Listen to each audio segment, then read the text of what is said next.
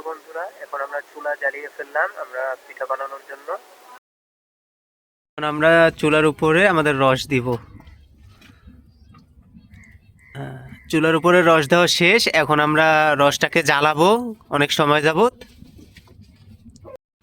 So আমাদের এখন দেখেন যে রসটায় প্রায় ফেনা উঠে গেছে। আর এখন আমরা কি করব, ফেনাটা কেটে ফেলবো। কেটে আমরা হচ্ছে ঘন হওয়া পর্যন্ত অপেক্ষা করব, যেন পিঠাগুলো অনেক সুন্দর হয়। সেই জন্য আমাদের একটু অপেক্ষা করতে হবে। এখন আমরা ফেনাগুলো কেটে ফেলতেছি। বন্ধুরা, আমাদের রসটা কিন্তু জাল দেওয়া হয়ে গেছে, আপনারা দেখতে পাচ্ছেন একেবারে পিঠা বানানোর জন্য উপযোগী হয়ে গেছে। আর একটু পরে আমরা পিঠা বানানোর প্রস্তুতি গ্রহণ করব, সো সাথে থাকবেন। হ্যালো বন্ধুরা, এখন আমরা কি করব, এই চালের গুঁড়াটাকে হালকা কুসুম গরম পানিতে একটু ব্লেন্ড করে নিব, যেন আমাদের পিঠাগুলো সুন্দরভাবে ফুলে ওঠে।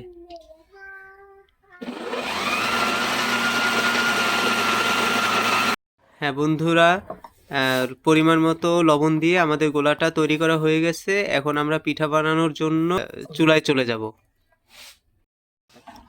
এখন আমরা কি করব, এখন আমরা পিঠা হচ্ছে কি আমার ছাঁচে দিব। আমরা পিঠা দেখি কেমন হয়।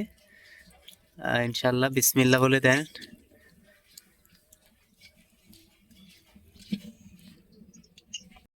এখন আমরা পিঠা উঠাবো, দেখি। ওয়াও, কত সুন্দর খেতে, না কতই সুন্দর লাগবে। অনেক ফুলছে পিঠাগুলো।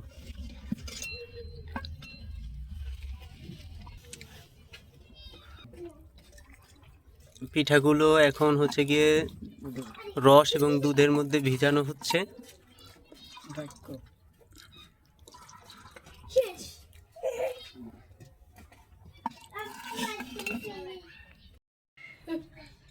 বন্ধুরা দেখেন পিঠাগুলো কত সুন্দর ফুলছে এবং খেতে কত সুস্বাদু লাগতেছে।